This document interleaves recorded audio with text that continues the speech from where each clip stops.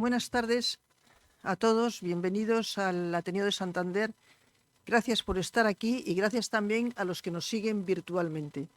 Ya saben ustedes que pueden disfrutar de todas las actividades que tenemos en el Ateneo a través de nuestra página web.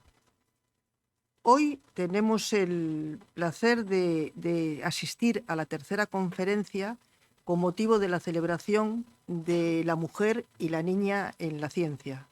Como saben ustedes, y ya se lo han venido contando en la primera y la segunda conferencia, el 22 de diciembre del 2015, la Asamblea General de las Naciones Unidas decidió proclamar el 11 de febrero de cada año como Día Internacional de la Mujer y la Niña en la Ciencia.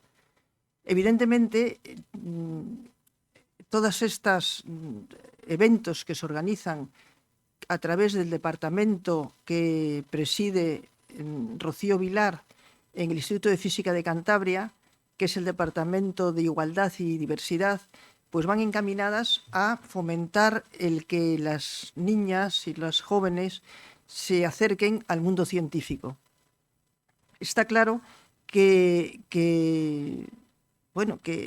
todavía ahí existe una brecha tremenda entre los hombres y las mujeres que se dedican a la investigación, a la formación y que eligen, por ejemplo, la carrera de ciencias físicas. Solamente el 28,66% de las mujeres son mujeres las que hacen el grado de física en comparación con los hombres. Y por otra parte, las catedráticas de universidad y profesoras de investigación pues son el 26,30%. Con lo cual, gracias que a través del Departamento de Igualdad y Diversidad del Instituto de Física de Cantabria se han organizado todas estas actividades como el concurso de cómics, como el ciclo Ateneas en el Ateneo de Santander, como charlas que organizan las investigadoras en determinados centros de formación y colegios, y que todo lo que hagáis evidentemente es poco, porque sí que tenemos que ser cada vez más, bueno, las que vienen, porque yo ya lo he sido, muchas más docentes en carreras científicas. La conferencia de hoy, pues el Super K, o sea, la pera, y el Hiper K también nos lo tendrá que contar, porque aprovechenla porque es el futuro totalmente. Corre a cargo de Natalia Espina, y enhorabuena por estar aquí. Muchísimas gracias por haber venido a Santander, porque encima ha venido desde Japón, con lo cual tiene que tener un jaleo de sueño tremendo, y la va a presentar Silvia Martínez, que es astrofísica e investigadora en el IFCA. Así que muchísimas gracias a todos por estar aquí y tú tienes la palabra. Muchísimas gracias, Mercedes. Bueno, para mí es un placer presentar a Natalia Espina. Natalia es actualmente investigadora postdoctoral. Un segundo, a ver, aquí, bien. Es investigadora postdoctoral en el Instituto Nacional de Física en la sección de Bari, en Italia. Su trabajo se centra en la búsqueda de neutrinos procedentes de explosiones de supernovas y en la construcción del futuro detector de neutrinos hiper-Kamiokande. Pasamos de la super al hiper, tema que nos va a contar hoy en la charla. Natalia obtuvo su doctorado en 2017 por la Universidad Autónoma de Barcelona y el Instituto de Ciencias del Espacio, con una tesis sobre la emisión de rayos X y gamma en explosiones de novas. Ha realizado estancias postdoctorales en la Universidad de Padova, en el Instituto Nacional de Física de la sección de Padova y en la Universidad Autónoma de Madrid. Ella es miembro de la Unión Astronómica Internacional, la Sociedad Europea de Astronomía y la Sociedad Española de Astronomía, siendo miembro activo de la Comisión Mujer y Astronomía. También es miembro de la Asociación de Mujeres Investigadoras y Tecnólogas, AMIT, y además participa activamente en el comité organizativo de la RECA, Red de Estudiantes Colombianos de Astronomía, con especial dedicación a proyectos de educación en colegios en toda Colombia, incluidos los lugares más remotos. Natalia realiza una gran labor de divulgación, a destacar su participación en el programa Habla con ellas, Mujeres en la Astronomía, del Instituto de Astrofísica de Canarias, o los eventos del Día Internacional de la Mujer y la Niña en la Ciencia, como está aquí hoy con nosotros, o los eventos del 8 de marzo. Ha impartido múltiples charlas en Colombia, España e Italia y ha realizado observaciones astronómicas para el público en general. Con el fin de incentivar y ayudar a los jóvenes científicos, además participa como mentora a través de diferentes programas de mentoría. Y sin más, le doy la palabra a nuestra ponente de hoy y espero que disfruten de la charla.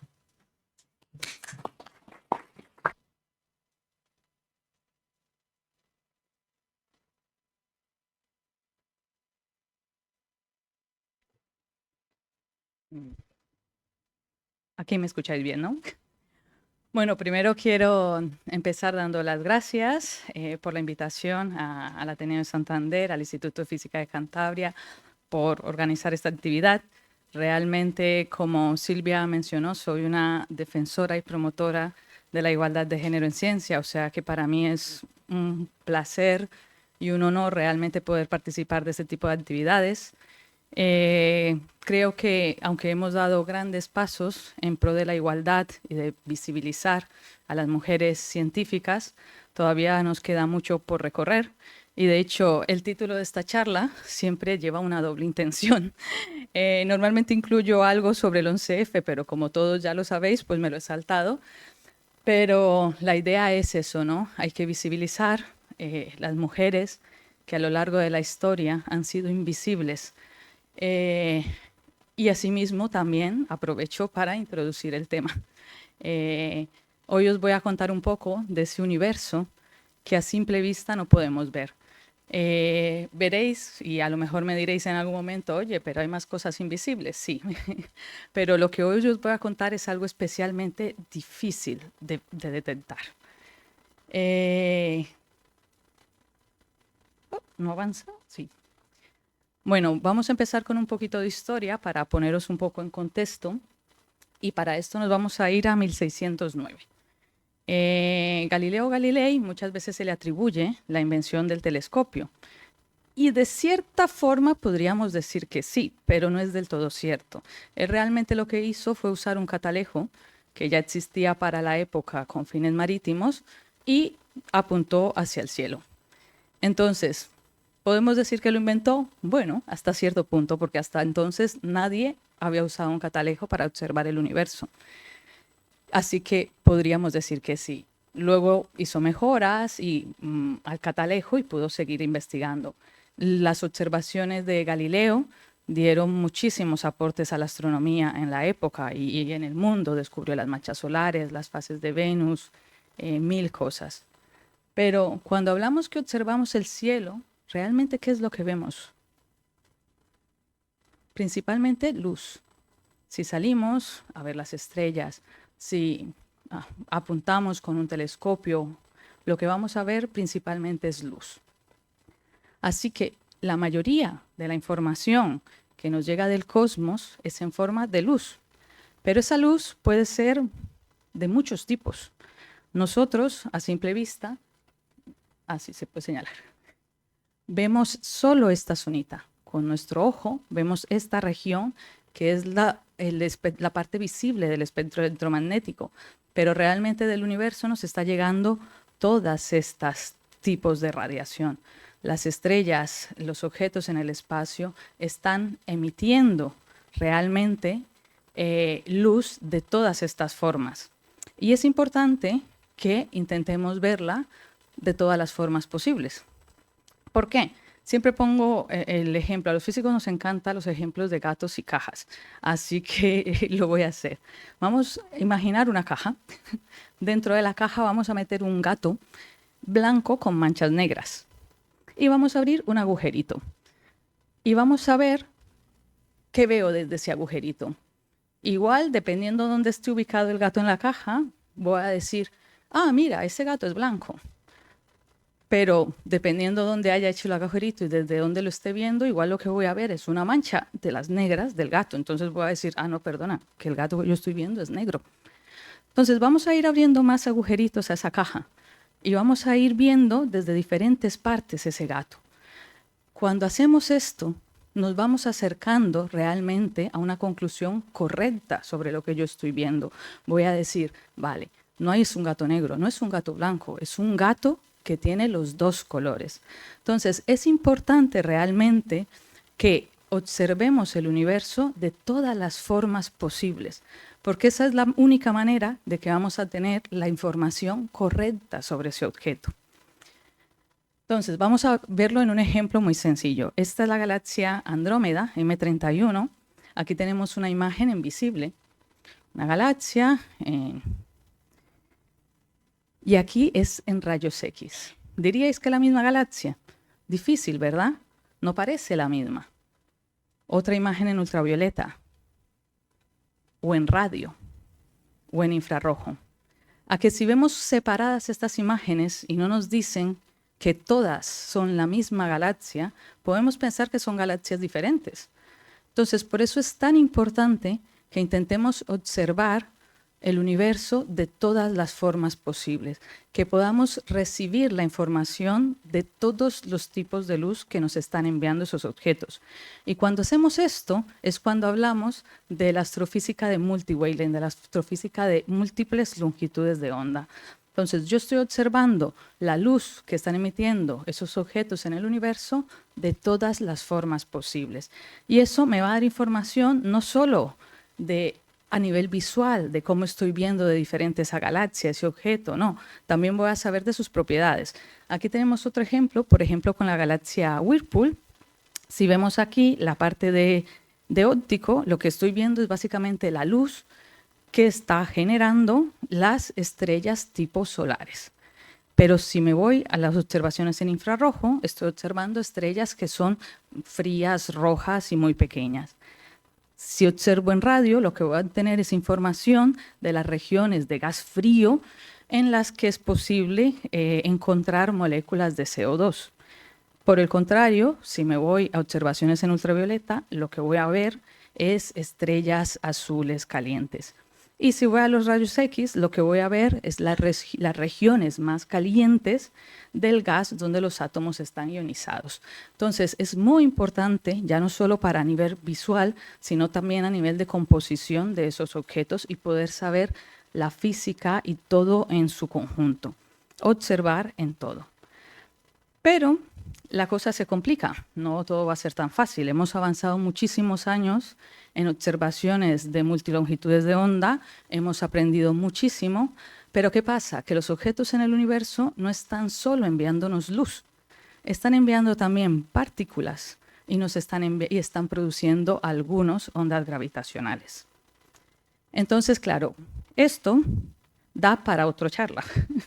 Cuando hablamos de esto es cuando decimos astrofísica multimessenger o astrofísica multimensajera, que es intentar captar absolutamente toda la información que viene de esa fuente en el universo. Es decir, toda la luz que está emitiendo en todas sus longitudes de onda, más las partículas que se están produciendo ahí, porque realmente, y lo vamos a ver más adelante, las estrellas, las supernovas, todos estos objetos en el universo están produciendo partículas desde su interior y es súper importante estudiarlas para conocer realmente cómo son. Y algunos también están generando ondas gravitacionales. Entonces, la única forma de conocer en su totalidad es teniendo la información que nos traen todos estos mensajeros. ¿Qué pasa? Que, como os he dicho, esto da para otra charla, así que yo solo me voy a enfocar hoy en las partículas. Pero sí que quiero que nos quede claro una cosa.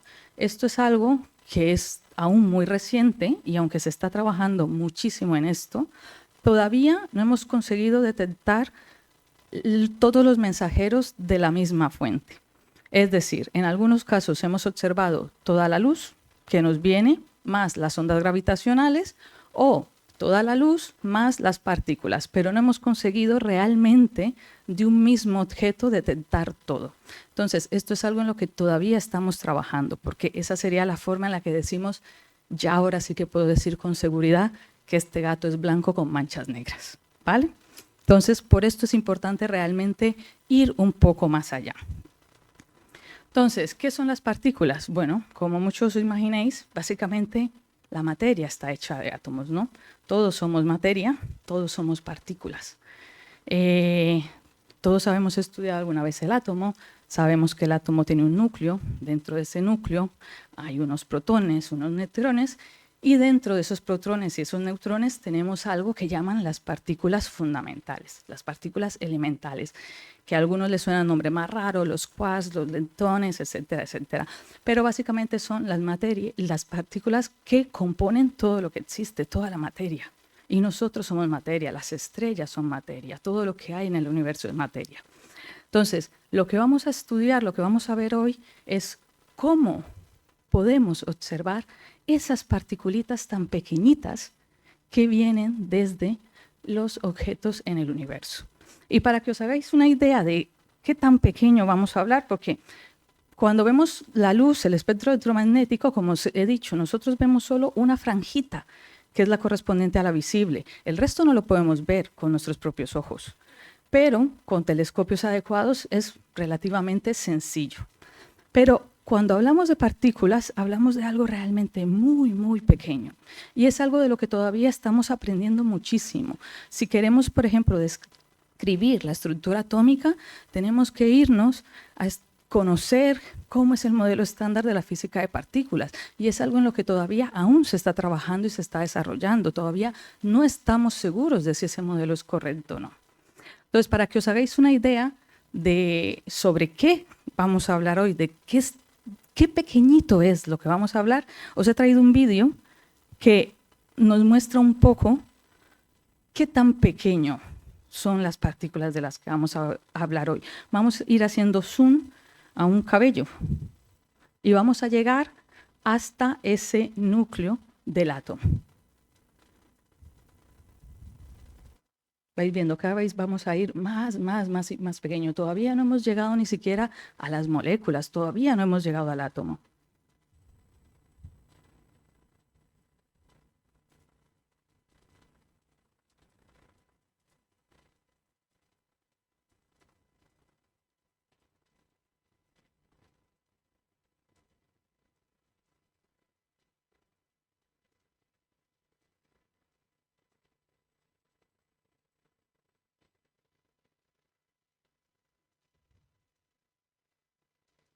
Ahora ya empezamos a llegar a las moléculas. Esta es la de la queratina. Dentro de las moléculas encontramos los átomos, ahora sí.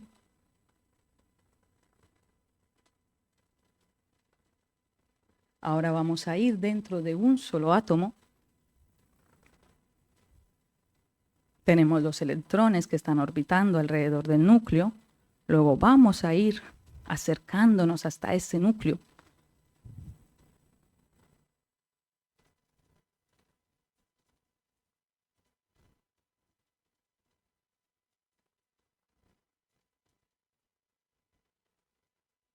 Dentro de ese núcleo tenemos los protones, los neutrones, y dentro de ese protón tenemos entonces nuestras partículas fundamentales.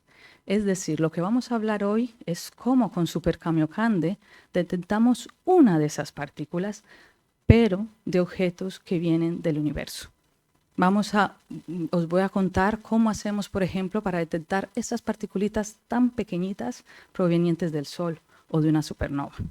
Entonces, por eso llamo a esta charla Universo Invisible, porque aunque es cierto que el resto de la luz, que no es visible, no la podemos ver a simple vista, realmente esto es algo muy, muy, muy complicado de ver. Y lo increíble de esto es que lo podemos ver. Aunque parezca algo muy complicado, lo podemos ver. Y esto realmente es algo increíble. Entonces, volvemos un poco al modelo estándar de partículas. Este era un paréntesis solo para que os hagáis un poco una idea de qué tan pequeñito es, porque más en astronomía nos pasa siempre que hablamos de cosas muy grandes, de cosas tan grandes que nos cuesta hacernos una idea. Pero también hablamos de cosas muy pequeñas. Entonces, siempre es muy difícil imaginarnos este tipo de cosas. Entonces, volvemos a nuestro modelo estándar de la física de partículas.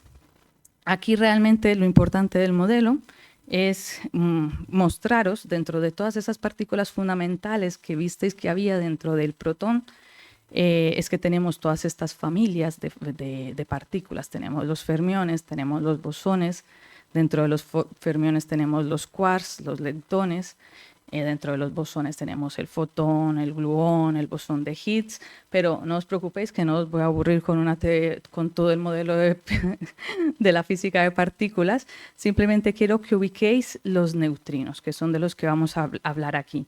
Entonces, básicamente, dentro de todas estas familias de leptones tenemos dos.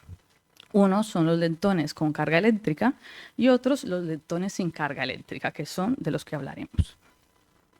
Entonces, ¿qué es un neutrino?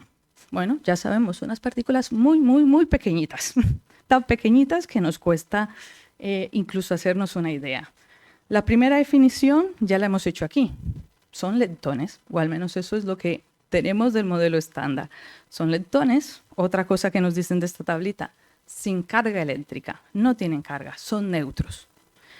Interaccionan de forma débil con la materia, precisamente por lo que no tienen carga. Es difícil que ellos, al viajar por el universo, interaccionen con los campos electromagnéticos. Es imposible, son muy pequeños y no tienen carga.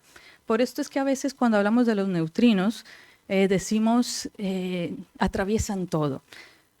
Sí y no. No es que atraviesen todo, hasta cierto punto sí, pero no, porque interaccionan de forma débil. Entonces, esto hay que tenerlo en cuenta para cuando luego os cuente de Super Kamiokande. Aunque son muy pequeños y realmente viajan casi atravesando todo, ese casi es importante, no todo. Y conocemos ahora mismo que hay tres tipos, como los vemos aquí, de tipo electrónico, muónico y taónico. Esto hace básicamente que sea mucho más difícil detectarlos, porque no sabemos, o sea, de hecho esto fue uno de los grandes avances en la física, en el que Super Kamiokande, como os explicaré luego, participó en el descubrimiento de esto. Creíamos que había solo un tipo de neutrinos, y de hecho es algo muy famoso que se conocía como la teoría de los neutrinos faltantes. Nosotros sabíamos, según los modelos de evoluciones de estructura estelar, cuántos neutrinos se tenían que producir en el interior del Sol. Entonces, intentábamos detectarlos, pero siempre se obtenía un tercio de esa cantidad que decían los modelos que debían estarse generando en el Sol. Entonces, esto era un problema que traía a todos los físicos de partículas totalmente de cabeza, porque decían, no puede ser, los instrumentos funcionan, los detectores funcionan, todo está bien, ¿por qué detectamos solo un tercio de los neutrinos de los modelos, de la predicción de los modelos? ¿Qué pasa? Cuando tú no puedes demostrar algo, entonces tienes que empezarte a plantear si es que la teoría está mal. Pero era un modelo que realmente funcionaba bastante bien. Pues resulta que se dieron cuenta que es que los detectores estaban construidos para detectar solo un tipo de neutrinos, no los tres. Y claro, no sabíamos que existían tres tipos. Así que esto fue realmente todo un descubrimiento. ¿Qué pasa? Estos tres tipos además son difíciles de detectar, porque no es que se produzca un tipo y ese neutrino electrónico que se formó en la estrella sale de la estrella y viaja por el universo y llega aquí. No. Ese neutrino electrónico va variando, que es un poco lo que vemos aquí, la hada mágica. Ha transformado este neutrino muónico en uno electrónico. A medida que ellos van viajando por el universo, van cambiando de tipo. Entonces, esto hace que sea aún más difícil, porque tienes que ir viendo en qué momento van cambiando, por qué, cómo detectamos algo que está variando. Entonces, esta característica es lo que se conoce como la oscilación del neutrino. Y esto es algo que es una propiedad bastante particular de estas partículas, que a su vez hace que sean aún más difíciles de detectar. Otra característica que hace también que sea muy difícil de detectar es que su masa es muy pequeña. De hecho, es uno de los actuales problemas en el modelo de la física de partículas, porque de acuerdo al modelo, los neutrinos no deberían tener masa. Pero se descubrió que sí. Entonces, es muy pequeña, tan pequeña que calcularla es muy, muy difícil. De hecho, las predicciones básicamente solo dan como un valor, un tope, debe ser menor a eso, pero no se ha calculado a día de hoy cuánto vale. Para que os hagáis una idea, estamos hablando de números de alrededor de menos 10 a la menos 36 kilogramos. O sea, algo que realmente es muy, muy difícil hacernos a la idea. Entonces, estamos viendo que tenemos que detectar unas partículas que se producen en el interior de las estrellas que no tienen carga, por lo tanto, interaccionan de forma débil con la materia, que además se van camuflando porque van cambiando de un tipo a otro y que además tienen una masa muy pequeña. Pero sorprendentemente, estas partículas son de las más abundantes del universo, porque, como habéis visto, son partículas fundamentales. Toda la materia está compuesta de ellos. Nosotros mismos producimos neutrinos. El plátano, el potasio, el decaimiento del potasio produce neutrinos. Entonces son unas partículas más abundantes. Y para que hagáis una idea, aproximadamente 100 billones de neutrinos pasan por nuestro cuerpo cada segundo. O sea, ahora mismo aquí nos está atravesando a cada uno 100 billones de neutrinos por segundo. Entonces decimos, ¿cómo unas partículas que son tan abundantes, que estamos realmente todo el tiempo llenos de neutrinos, es tan difícil detectarlos? Pues bien, porque además de todas las características que ya he mencionado que las hace difícil, también son muy veloces. Entonces es como que, pero a ver, ¿cómo hacemos? Cada vez es más difícil para detectar los neutrinos y de hecho, cuando digo muy veloces, estamos hablando realmente a velocidades cercanas a la luz. Y este factor es solo porque tienen masa, si no serían aún más rápidas. Estos neutrinos, como he dicho, nosotros producimos neutrinos, pero realmente en Super Kamiokande estamos interesados en la producción de neutrinos, por ejemplo, del Sol. En la atmósfera se producen neutrinos, en las explosiones de supernova, en la fusión, por ejemplo, de agujeros negros o de estrellas de neutrones, como es la kilonova. Se pueden producir también de forma artificial, por ejemplo, en los reactores nucleares o en los aceleradores de partículas. ¿Y por qué son importantes? Bueno, pues porque básicamente se crearon desde el Big Bang, o sea, tuvieron un papel muy importante en el Big Bang. Poder detectar los neutrinos del Big Bang nos daría una idea de cómo ha sido el Big Bang mucho más cercana.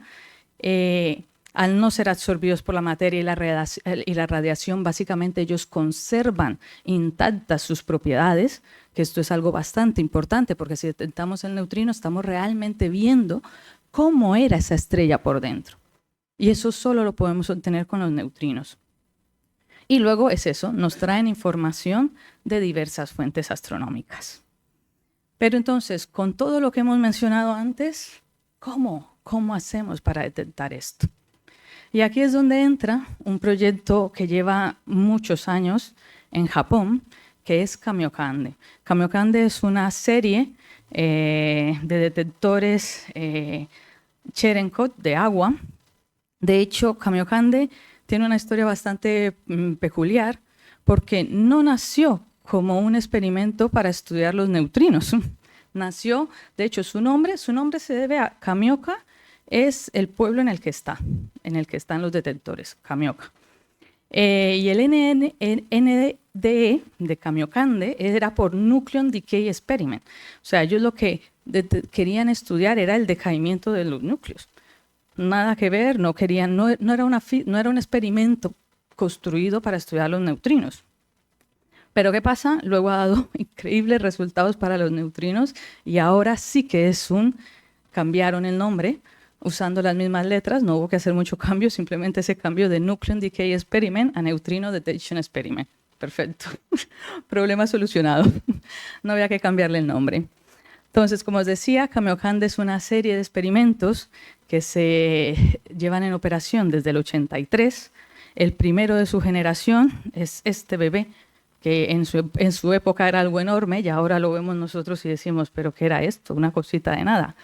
Estuvo en operación muchísimos años, hasta 1996. Las dimensiones eran de 16 por 16 metros aproximadamente, pero con Kamiokande se hicieron grandes descubrimientos. Se detectó por primera vez neutrinos provenientes de una explosión de supernova. Esto fue motivo de premio Nobel luego para el spokesperson de la colaboración. Pero bueno, ya llevaba muchos años en operación y algo importante a la hora de detectar neutrinos. Yo he dicho que interaccionan débilmente con la materia. Entonces, eso no quiere decir que no interaccionen, nunca interaccionan. Pero si yo quiero que aumenten las probabilidades de esas pocas interacciones que tienen, yo necesito cada vez construir detectores más grandes, más grandes. Por eso es que cada vez vamos haciendo los más grandes. Entonces se decidió construir un detector 20 veces más grande que Kamiokande, que es el que llamamos Super Kamiokande, que es el que está ahora mismo en operación. Super Kamiokande empezó a funcionar en 1996. Tiene unas medidas más o menos de 40 por 40 y igual ya hemos hecho muchas actualizaciones al experimento, se ha mejorado muchísimo, pero ya se empieza a quedar también un poco desactualizado. Así que ya se está construyendo la siguiente generación, que lo hemos llamado Hyper Kamiokande. Su construcción, lo veréis, empezó en el 2020 y se espera que esté funcionando en el 2028. Como os fijáis, cuando empieza a operar uno para el otro, así que Super Kamiokande operará hasta el 2028. Hyper Kamiokande será más de 8 veces el tamaño actual de Super Kamiokande, que aunque diréis, bueno, habéis pasado primero de 20 veces, ahora 8, no es mucho, pero es mucho. De hecho, las dimensiones de Hyper Kamiokande son de más o menos de 70 por 70 metros. Y aunque todo esto son solo números y decís, bueno, yo qué sé, eso no se ve tan grande, os he traído una idea, un ejemplo, para que os hagáis una idea del tamaño. Super Kamiokande es más o menos casi 3 veces la Catedral de Santander. Y Hyper Kamiokande es más o menos 14 veces la Catedral de Santander. O sea, yo puedo meter dentro de ese tanque 14 catedrales de Santander. Así que así os podéis hacer una idea, porque así solo en números no parece. Entonces siempre me gusta compararlo con algún monumento, porque si no, no nos queda claro. Entonces, ahora sí vamos a entrar un poco más en materia con Super Kamiokande. Super Kamiokande, como lo he mencionado, es un tanque. Realmente estamos hablando todo el tiempo de tanques rellenos de agua. Entonces, lo que hacemos es que intentamos que el neutrino, cuando pase por el tanque, al cruzarse con esa agua, interactúe. Y en esa interacción es lo que vamos a ver. Algo que tenemos que tener muy claro cuando hablamos de ver un neutrino es que realmente nunca vemos un neutrino. No lo podemos ver. Es muy pequeño, muy rápido, todo lo que he dicho antes. Nosotros lo que vemos es lo que se produce una vez interactúa. O sea, nosotros realmente lo que estamos viendo todo el tiempo es la interacción de ese neutrino. El neutrino ha interactuado y ha seguido. No lo hemos podido ver, no lo hemos podido cazar. Eso ya ha quedado así. Entonces, ¿cómo hacemos? Está recubierto por dentro de una cosa que llamamos tubos fotomultiplicadores, que son básicamente cuando se produce, ahora lo explico en la siguiente slide, cuando el neutrino pasa por el tanque se produce una luz.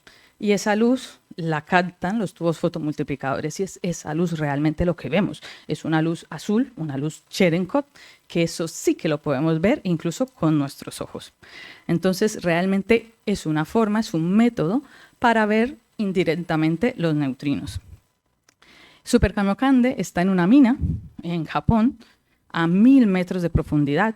El objetivo de que esté a 1000 metros de profundidad no es porque nos guste a los astrofísicos de partículas estar escondidos, sino porque realmente usamos la misma Tierra, usamos el planeta como filtro.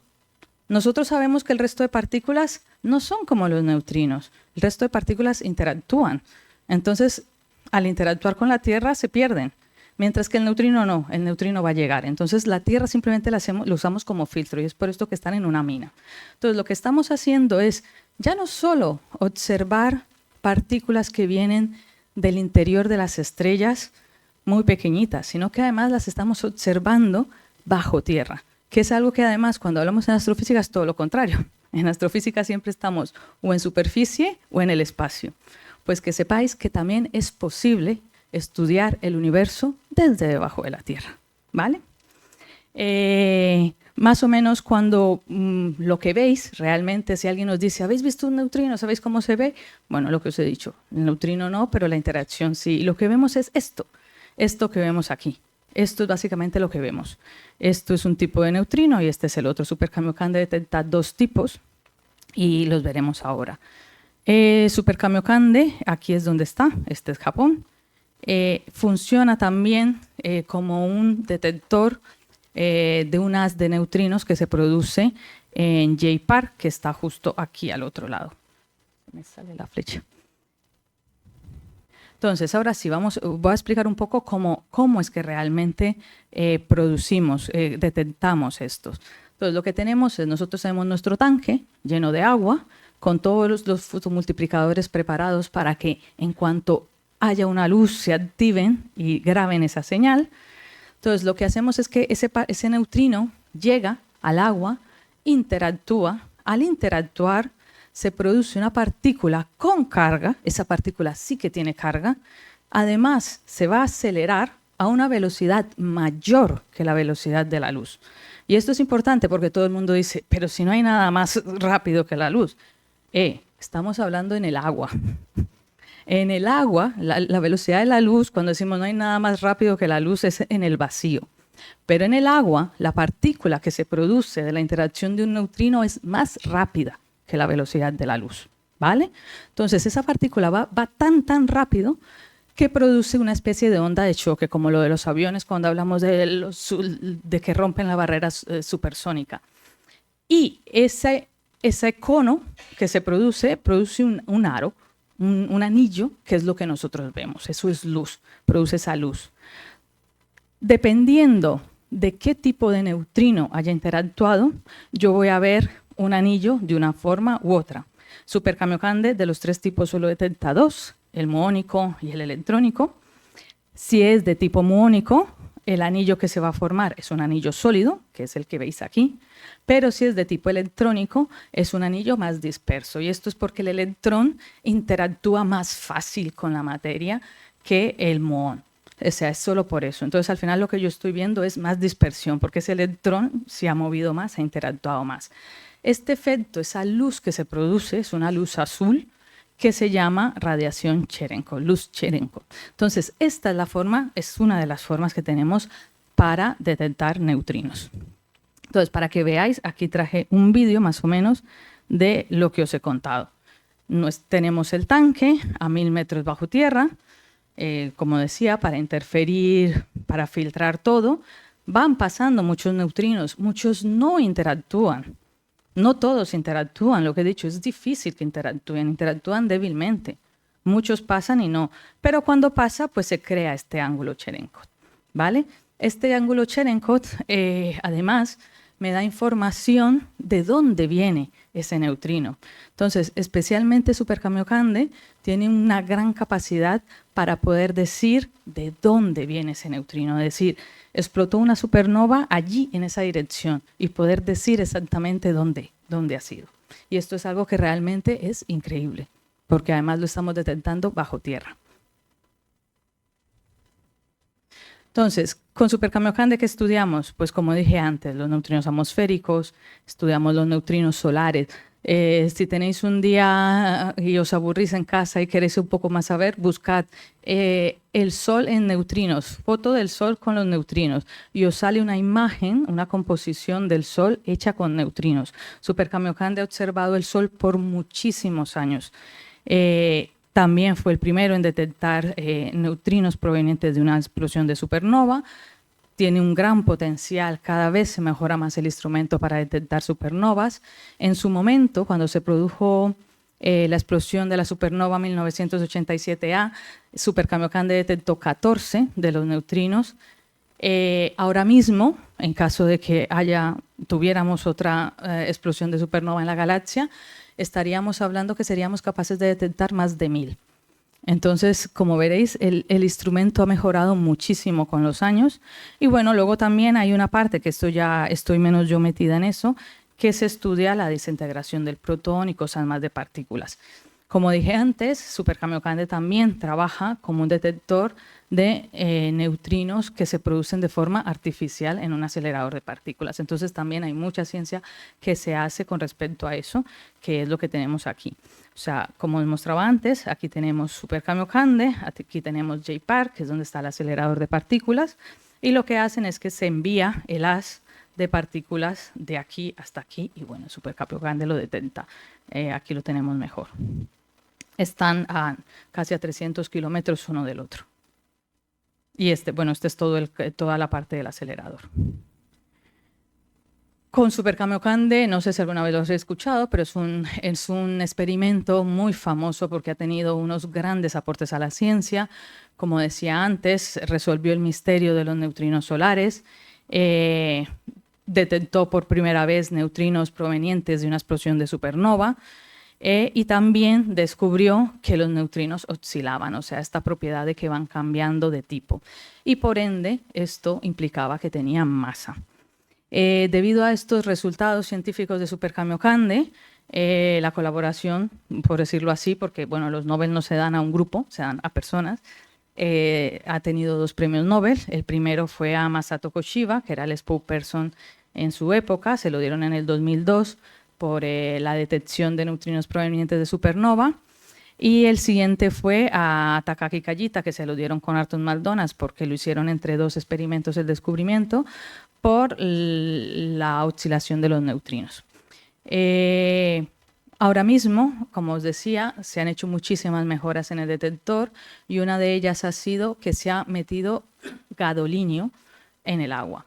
El detector tiene agua y funciona bastante bien, pero como os he dicho, lo difícil es hacer que ese neutrino interactúe con el agua. Pues después de un estudio de 20 años, y no os miento, 20 años de estudio en supercamiocande, se dieron cuenta que metiendo gadolinio, sal de gadolinio en el agua, se mejoraba esa captura. Era mucho más fácil hacer que los neutrinos interactuaran en el agua con gadolinio.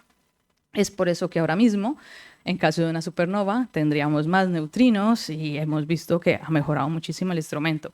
Entonces, ahora lo que hablamos es de supercamiocande gadolinio.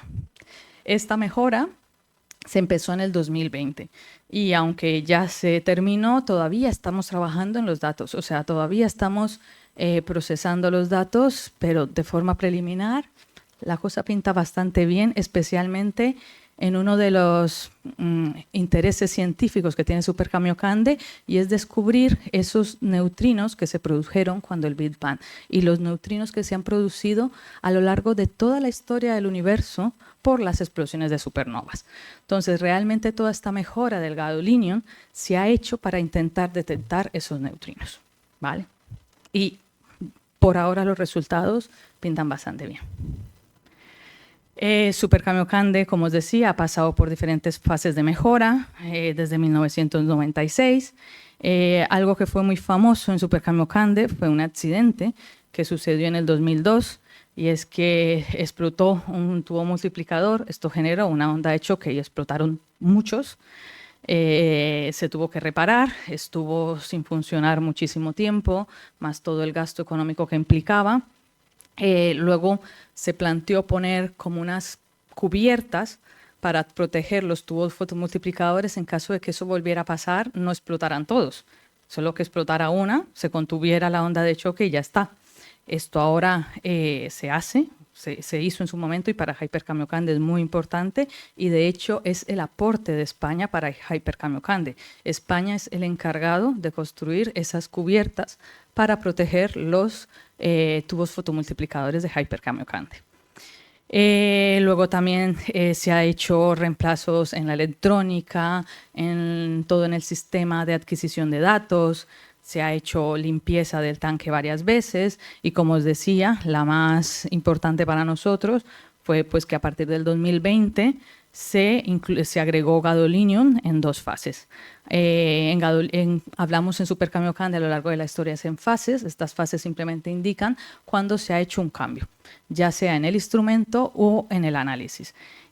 También se han implementado, ahora que está tan de moda, pero esto ya se hacía hace muchos años, algoritmos de machine learning, de inteligencia artificial, para mejorar el análisis de datos.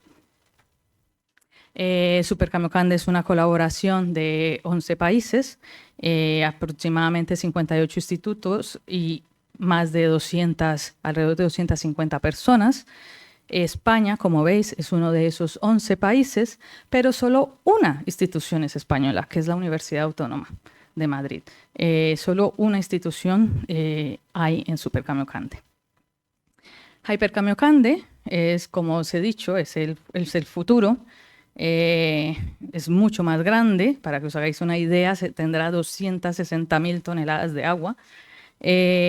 Además de los típicos fotomultiplicadores, algo que no he dicho, y es que estos todos fotomultiplicadores son súper grandes. O sea, luego si queréis os enseño una foto, son así. O sea, la parte de arriba tiene 50 centímetros, ¿vale? Esto, medio metro. O sea, son unos tubos realmente bastante grandes. Super Kamiokande tiene alrededor de 11.000. Hyper Kamiokande tendrá alrededor de 20.000.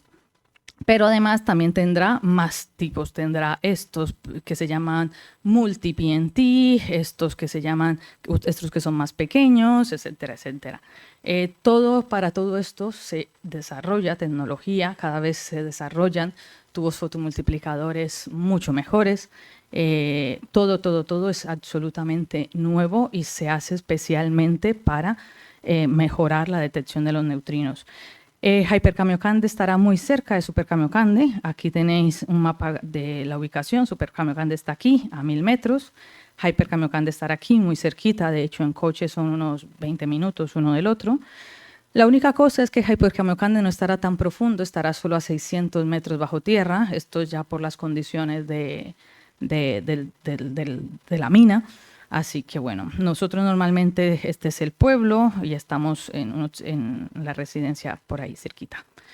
La idea con Hyper Kamiokande a nivel de ciencia es seguir un poco con lo que se viene haciendo en Super Kamiokande, nuevamente, prioridad a la detección de neutrinos provenientes de supernova, seguir estudiando neutrinos solares, seguir funcionando como detector del acelerador de partículas en JPAR. Como dije al principio, ya se empezaron la construcción, específicamente en el 2020, en plena pandemia. A pesar de que se empezó a construir en el 2020, no se pudo hacer oficialmente como la ceremonia de inauguración hasta el 2021. Y aún así, en el 2021 se hizo online, porque Japón tuvo restricciones hasta el 2022 por COVID. No se podía entrar a Japón.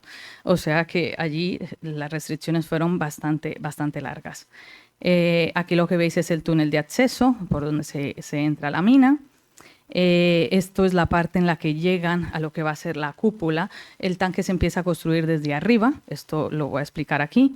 Se empieza a construir desde la cúpula y luego se va bajando. Esta es la parte del techo, la parte de la cúpula. Aquí es el momento en el que terminaron la cúpula, esto fue en octubre del 2023. Y hasta ahora, de hecho, es la cúpula más grande creada por el hombre en un espacio subterráneo. O sea que además también a nivel de ingeniería, de construcción, es un hito. Esta es la sala donde está todo el sistema de aguas. Esto está lleno de agua que necesita todo el tiempo ser filtrada porque tiene que ser un agua purísima. Esto es enorme, esto es extremadamente impresionante. Estos camiones son grandísimos y realmente la dimensión es que no os alcanzáis a hacer una idea. Esta es el inicio de la excavación del tanque como tal. Este es el tanque como estaba a fecha de noviembre del 2024. Ya está bastante más avanzado, pero es que justo como dijo Silvia al principio, he llegado de Japón ayer y las fotos nuevas todavía, aunque se han aprobado esta semana, todavía no están públicas. Así que si esta charla sería en 2 semanas, os puedo enseñar las fotos nuevas, pero el tanque ya está casi terminado. En este punto ya tenía 40 metros de profundidad, en total son 70, así que ya tenía más de la mitad. Hyper Kamiokande es una colaboración mucho más grande, somos 22 países, 106 instituciones, más al menos una que ha entrado esta semana. Somos unos 600 miembros, esta foto es del jueves o así. Para Hyper Kamiokande, desde la Universidad Autónoma de Madrid, se movió muchísimo para que entraran más instituciones y es así como para Hypercamiocande están, además de la Autónoma de Madrid, el Laboratorio Subterráneo de Canfranc, que además es el que está liderando toda la parte de las cubiertas para proteger los PNT, el de IPC, el Instituto de Física de Altas Energías, el Instituto Galego de Física de Altas Energías, la Universidad de Oviedo, la Universidad Politécnica de Valencia y la Universidad de Zaragoza. O sea que desde la Universidad Autónoma además se consiguió que haya una mayor representación española en Hypercamiocande y esto es algo realmente bastante bueno para el país. Y bueno, esto era un poco lo que os quería contar.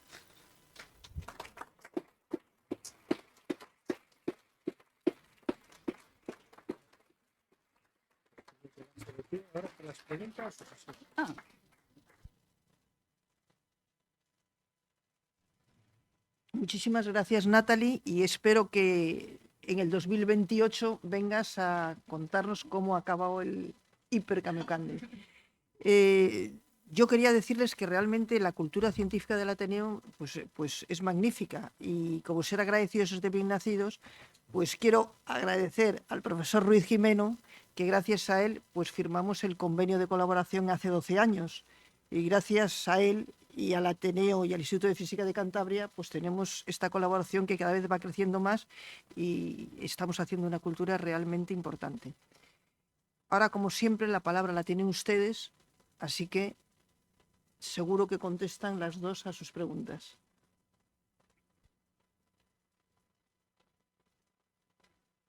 ¿Me has dado la palabra?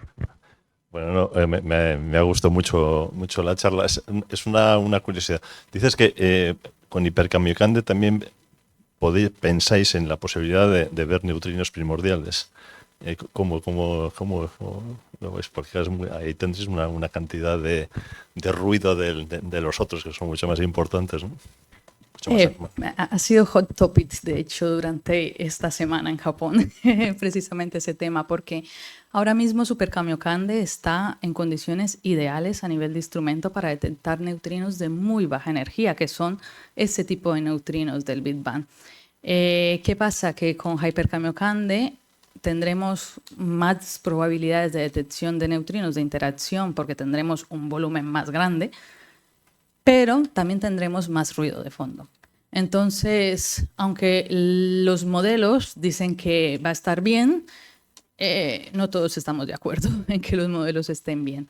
Entonces, justo ahora estamos trabajando en eso, en cómo mejorar esas condiciones del instrumento, porque claro, para Hypercamiocande ha sido esencial de cara a detectar esos neutrinos primordiales el incluir gadolinium. Pero si veis, en Hypercamiocande jamás mencioné gadolinium. ¿Por qué? Porque es que es extremadamente caro. Necesitaríamos unos 100 millones de dólares para meter gadolinium en Hypercamiocande. Entonces, ahora mismo no es una posibilidad. Entonces, tenemos que ver cómo nos ingeniamos de otras formas para poner el instrumento en condiciones óptimas para eso, porque es de las cosas que ahora mismo estamos más cerquita de llegar con Hypercamiocande.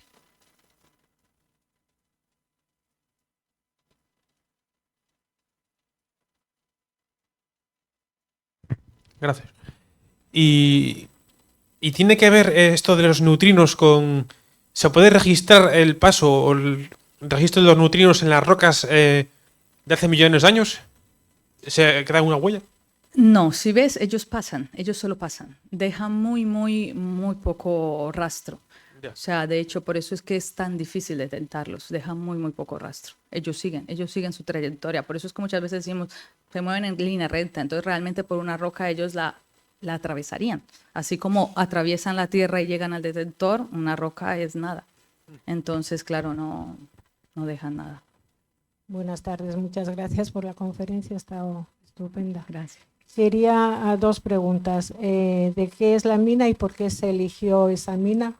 Porque podría haber sido en cualquier otro país. Y luego, esos neutrinos que viajan por el espacio nos atraviesan, van por el espacio infinito indefinidamente. Sí. Bueno, primero te contesto a la mina. Sí. La mina realmente ha sido, como veis, lo que dije, fue una iniciativa, fue un proyecto japonés. En todos tienen en común que Japón siempre ha puesto la mayor cantidad de dinero. De hecho, España inicialmente ha aportado para la construcción de Hyper Kamiokande, para que os hagáis una idea, os voy a decir un poco números muy aproximados. Inicialmente España entró a Hyper Kamiokande aportando unos 7 millones de euros, pero hace unos días ya se ha hablado que será en total alrededor de unos 20 millones. El detector en total cuesta unos 800, de los cuales más o menos 400 los pone Japón. Entonces, claro, realmente si Japón dice yo pongo 400 y lo haces aquí, los demás como que no podemos decir que no. Así ¿De que qué es la mina? la mina era una antigua mina de zinc. De hecho, controlamos los niveles de radón y todo eso, pero era una mina que era una mina y bueno, luego se adaptó para Super Kamiokande. La siguiente pregunta que me hacías de nos atraviesan, sí, nos atraviesan todo el tiempo y Sí. siguen, es la materia no se destruye. Entonces simplemente siguen y por eso es que podemos detectar, o sea, por eso es que creemos que esos neutrinos que se originaron desde el Big Bang tienen que estar por ahí. O sea, esa materia no se ha destruido Indefinidamente. indefinidamente. Vale. ¿Y cómo habéis detectado que es del Big Bang? ¿Qué sistema se Bueno, utiliza? todavía no, pero nos estamos acercando bastante. O sea, hay unos modelos que predicen un poco cuáles son los valores de esos neutrinos. Y con los últimos datos, lo que estamos viendo es que ya estamos muy, muy cerca de esos modelos. Entonces, lo que estamos es terminando de tener más estadística, más datos, refinando más el análisis para ver si llegamos. Pero lo sabemos, es eso, es solo una teoría. O sea, todavía estamos en la etapa de probarlo. Vale. Gracias, muchas gracias. Hola, buenos días. Gracias. Tengo dos preguntas. Sí. La primera, incluso cuando interactúa un neutrino en el tanque y produce una luz Cherenkov, sigue su camino, no es absorbido. Sí, sigue su camino, Vale, no es absorbido. gracias. Y la segunda pregunta es si yo creo haber leído que se podía detectar una señal de neutrinos desde una estrella antes de que se produjera una supernova y no sé si esto se ha llegado a hacer o no. Sí, de hecho, en cuanto a cuando hablamos, por ejemplo, de astronomía multimensajera, es súper importante eso, porque los neutrinos, aunque se producen en la parte más interna de la estrella, los fotones se producen más arriba, los neutrinos vienen de más adentro, pero al interactuar débilmente con la materia, al ser tan veloces, consiguen escapar de la estrella primero que los fotones. Entonces, claro, los fotones es lo que nosotros vemos cuando la supernova ha explotado, cuando vemos ese brillo que ha aumentado, esa luz que ha aumentado. Pero los neutrinos, al escapar antes, llegan primero. Entonces, lo que queremos intentar hacer con todas estas redes de multimensajero es intentar detectar los neutrinos primero. De esta forma, Super Kamiokande, los detectores de neutrinos que hay, IceCube, emiten una alerta al resto de telescopios diciendo, mira, hemos detectado que va a haber una supernova allí, porque los neutrinos nos llegan primero. Para eso estamos en una red, se llama, bueno, hay varias redes, pero la más famosa es GCN.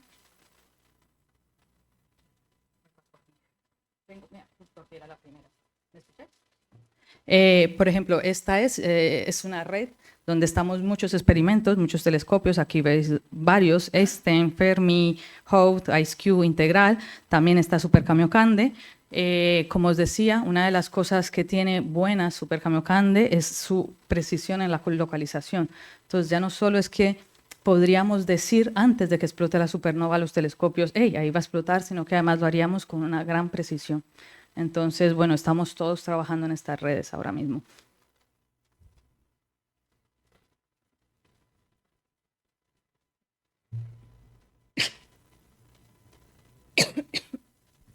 Gracias. Comentabas al principio de la conferencia que cuando un neutrino interactúa con la materia, produce una partícula con carga, pues si es electrón y con electrón, ¿no? ¿Cómo se concilia esto con la ley de la conservación de carga? No lo sé.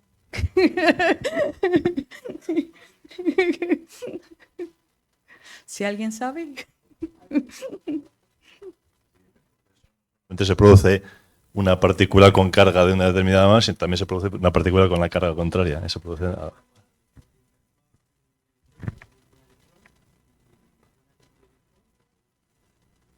se produce una partícula W que a su vez se desintegra en otra cosa. Vale, perdona, sí, ya sé cuál, ya sí, sí sé que sabía la respuesta. De hecho, vuelvo aquí, que es la siguiente backup slide. Sí, de hecho, aquí hay un poco de trampa, porque realmente lo que interactúa en Super Kamiokande no es el neutrino, es el antineutrino.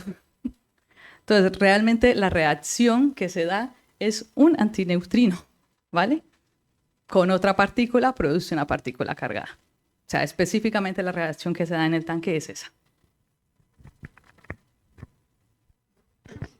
A ver, yo quería preguntar qué se hace en Canfranc. Porque es parecido a esto, es parecido a esto, ¿no? Bueno, la participación que tiene Canfranc en Hyper Kamiokande es solo desde un punto de vista técnico, ¿no? Ellos se están encargando de toda la gestión de las cubiertas. Pero bueno, es una parte más mecánica, ¿no? Porque es construir realmente test hidrostáticos para ver que eso va a funcionar, construirlos. Desde la parte física de ciencia como tal, hasta ahora ellos no están muy involucrados.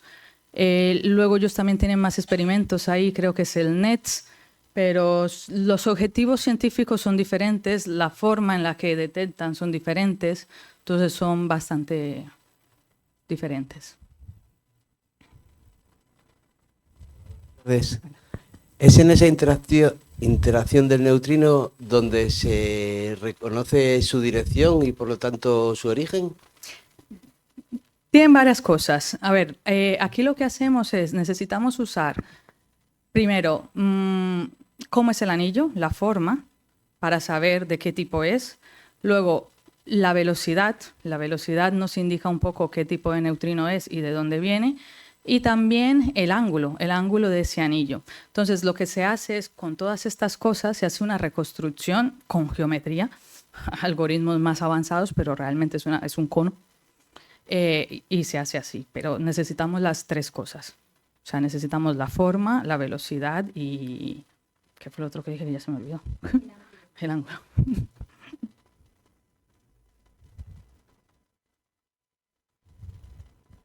Hola, bueno, muchas gracias por la charla, muy interesante. Quería preguntar respecto a qué implicaría la confirmación de que los neutrinos provienen del Big Bang. ¿Qué información nos daría eso del universo? Bueno, ten en cuenta lo que comentaba al principio. Cuando estamos hablando de neutrinos, realmente estamos hablando del componente fundamental de la materia, de lo que somos. Poder detectar esos neutrinos que se originaron en el Big Bang es casi como ir hasta el Big Bang, básicamente. Irnos allí y decir, es esto.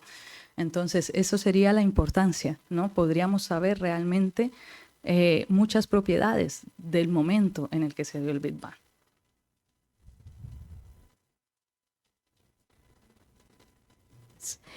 Qué interesante conferencia, muchas gracias. De los equipos de trabajo que están ahí en el Hyper Kamiokande, ¿cuántas personas más o menos son de España y cuántas son mujeres? Número exacto no sabría decirte. De algunos institutos sí podría decirte. Bueno, de hecho, ahora que lo pienso, hay... Sí, bueno, pero es que en la foto no hemos ido todos. O sea, somos 600 personas. En la foto éramos 100 algo. Realmente la proporción de mujeres es muy pequeña, pero la Sport Petso Internacional es mujer, así que una de las jefas es mujer. En España, el número exacto no sabría decirte, no, o sea, sí que los ubico a todos, pero ahora mismo no te podría decir, en torno al 1,50 a lo mejor. Mujeres, diría que somos, mira, en la Universidad de Oviedo hay 3, lo cual es maravilloso, y diría que son ellas y yo. Así que por eso la cuenta de las mujeres la hago más rápido.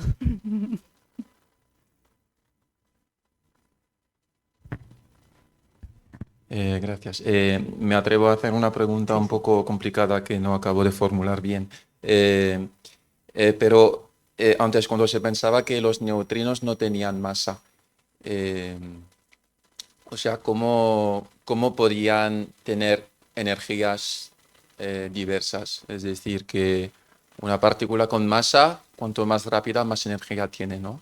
En el caso del fotón es la frecuencia lo que dice la energía. Y en el caso del neutrino hay un atributo parecido a la frecuencia que influye en la masa, en la energía, digo. No entiendo del todo la pregunta, efectivamente. Igual luego vengo. Luego hablamos si quieres, pero sí, a ver, básicamente tienen diferentes energías, o sea, antes, ¿cómo lo tenía? Yo supongo que simplemente antes no les cuadraba nada. Y bueno, sigue un poco sin cuadrar, o sea que...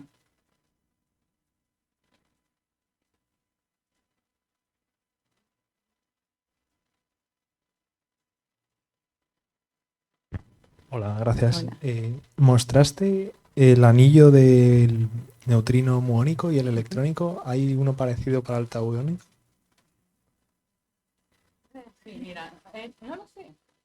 Espera, no lo sé, porque, claro, como no lo detectamos, o sea, claro, es que el problema es que esta es la forma en la que detecta Super Kamiokande. Otro detector que tiene el mismo método a través de radiación Cherenkov es IceCube, pero el proceso es diferente porque sus neutrinos no interaccionan con agua, sino con hielo, y el patrón que dejan es diferente, no es un cono. Entonces, no sabría decirte porque realmente, dependiendo cómo sea el mecanismo de detección de cada detector, en el caso del nuestro, todo lo que podemos decir es eso. ¿Por qué, por ejemplo, por qué sabemos que existen los tauónicos? Porque realmente esta fue de las cosas que hizo Super Kamiokande, ¿no? Ellos lo que detectan es que al menos cuando atraviesan la Tierra tienen que llegar más del tipo muónico. ¿Qué pasa? Que llegan muchísimos menos de los que deberían llegar. Entonces lo que se cree es que son los que se han transformado en tau que no los detectamos. Pero no podríamos decir cómo es el patrón. Gracias.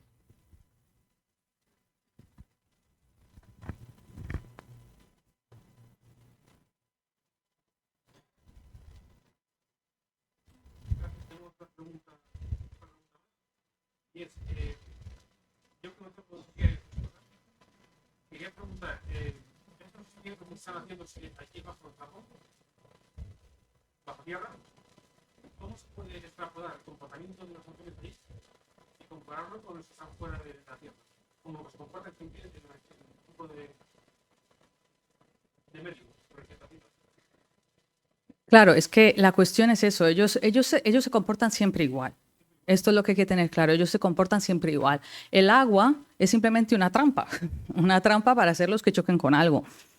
Entonces, pero ellos se están comportando absolutamente igual. Da igual el medio, porque es eso, al final interactúan débilmente. Dependiendo del medio que les pongas, pues igual hay más probabilidades de que interactúen o menos. Pero esa interacción al final, como decía antes, no les afecta. Ellos simplemente interactúan y siguen. O sea, al interactuar dejan un rastro, producen otra partícula, pero ellos siguen. Entonces da un poco igual donde los veamos.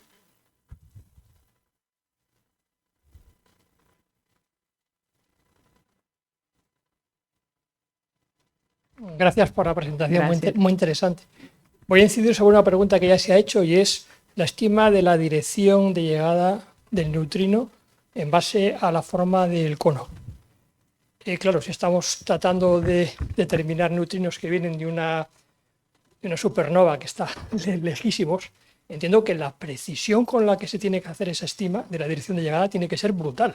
Sí, de hecho es algo en lo que trabajamos todavía a día de hoy. O sea, cada vez, si buscáis de hecho en Google, probablemente encontraréis que Super Kamiokande tiene una precisión, más o menos una resolución de 25 o 30 grados para detectar neutrinos de supernova, pero no es real, porque los cálculos recientes que se han hecho nos dan una estimación de 5 grados. Entonces, cada vez vamos mejorando esos algoritmos, esos análisis, para hacer una reconstrucción mucho mejor. Y de hecho, incluso en Hyper Kamiokande, desde ya se están trabajando en esos softwares de reconstrucción. O sea, a partir de simulaciones, pero ya se está haciendo. ¿Y qué resolución angular se espera para el Hyper Kamiokande? Claro, es que todavía estamos con ello. Todavía. O sea, apenas estamos trabajando con los algoritmos. Todavía números como tal, no te podría decir, porque además para donde más se ha hecho ahorita, el algoritmo es para neutrinos de más altas energías, no de bajas, que son los que serían provenientes de una supernova.